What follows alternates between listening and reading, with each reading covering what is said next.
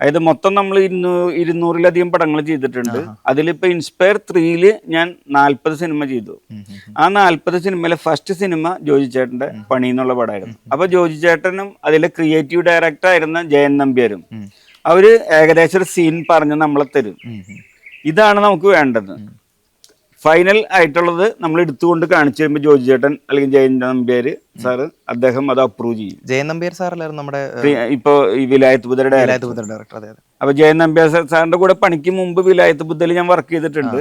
പിന്നെ ഈ പണിയിൽ വന്നപ്പോൾ വീണ്ടും വർക്ക് ചെയ്തു. അപ്പൊ ഇവര് രണ്ടുപേരും നമ്മളെ ഫൈനലായിട്ട് നമ്മൾക്ക് എന്താ പറയാ, നമ്മളൊരു പ്രസന്റേഷൻ കൊടുത്തു കഴിഞ്ഞാൽ ക്ലാസ് ടീച്ചർ ടിക്ക് ചെയ്യില്ലേ എന്നതുപോലെ ചില കേസുകൾ മാത്രം, അതായത് പണി എന്നുള്ള മൂവിയിൽ കണ്ടമാനം ഡ്രോൺ ഷോട്ട് ഉണ്ട്.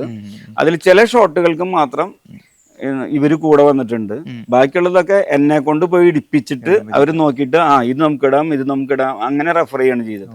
അതിപ്പോ വിലായത്ത് ബുദ്ധയിൽ ലാസ്റ്റ് ഷെഡ്യൂൾ വർക്ക് ചെയ്തപ്പോഴും ജയൻ നമ്പ്യാർ സാർ എന്നെ കണ്ട വശം പറഞ്ഞത്, സിംഗേട്ടാ നമ്മുടെ ഇതൊക്കെ എടുത്തില്ല. അപ്പൊ ഞാൻ പറഞ്ഞ എന്തെടുക്കണ്ടെന്ന് പറഞ്ഞില്ല. അതെന്തിനാ പറയണ്, അത് നിങ്ങക്ക് അറിഞ്ഞൂടെ, ഇത്ര നല്ല മറയൂര് സ്ഥലത്ത് വന്നിട്ട് നിങ്ങക്ക് അറിഞ്ഞൂടെ, അല്ല സീനില് അത് നിങ്ങൾ എടുത്താൽ മതി, നമുക്കത് ആവശ്യമുള്ളത് കട്ട് ചെയ്തെടുത്തോളാം എന്ന് പറയുന്ന രീതിയിൽ സ്വാതന്ത്ര്യം തരുന്ന ഡയറക്ടറും ക്യാമറാമാനാണെങ്കിൽ നമുക്ക് കുറച്ചും കൂടിയും ഒരു സന്തോഷമുണ്ട്.